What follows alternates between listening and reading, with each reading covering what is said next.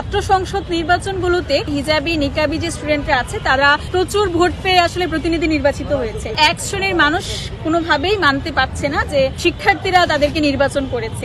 আপনারা দেখতে পেয়েছেন যে রাজশাহী বিশ্ববিদ্যালয়ের একজন শিক্ষক তিনি নির্বাচিত প্রতিনিধিদের নিয়ে কি ধরনের মন্তব্য করেছে। আপনারা ইসলামী বিশ্ববিদ্যালয়ের ঘটনাটা নিশ্চয়ই ইতিমধ্যে জেনেছেন। সেখানে একজন শিক্ষক একজন স্টুডেন্টকে নিয়ে, একজন নারী শিক্ষার্থীর পোশাক নিয়ে অশালীন মন্তব্য করেছে।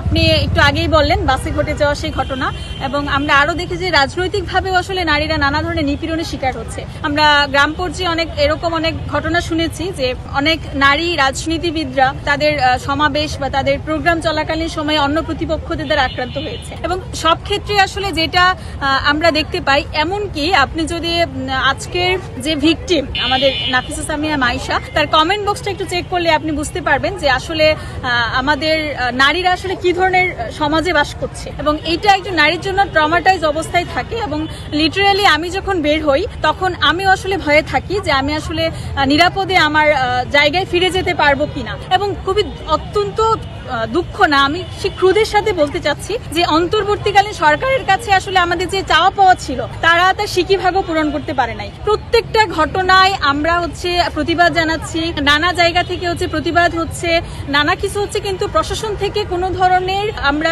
পদক্ষেপ আসলে আমরা দেখতে পাচ্ছি না। বান্ডেল থাকলে প্রতি সেনমানিতে টাকা বাঁচবে।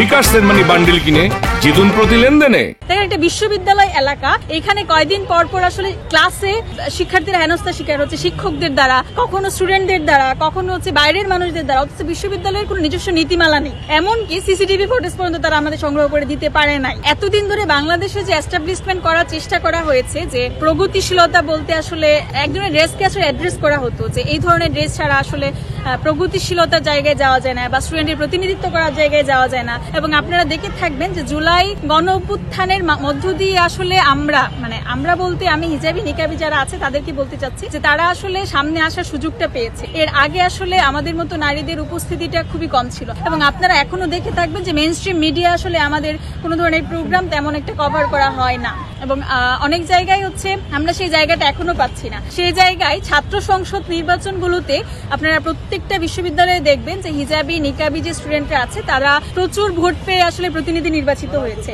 এবং যেটা আসলে এক শ্রেণীর মানুষ কোনোভাবেই মানতে পারছে না যে শিক্ষার্থীরা তাদেরকে নির্বাচন করেছে।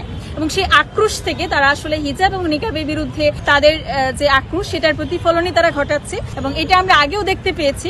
আপনারা যদি আমাদের বিশ্ববিদ্যালয়ের অবস্থাটাই দেখেন, যে আমরা প্রায় ডিপার্টমেন্টে আমরা হিজাব নিকাব নিয়ে ভাই ক্লাসে অনেক ধরনের কটূক্তি ফেস করেছি, সেটা নিয়ে আন্দোলনও হয়েছে।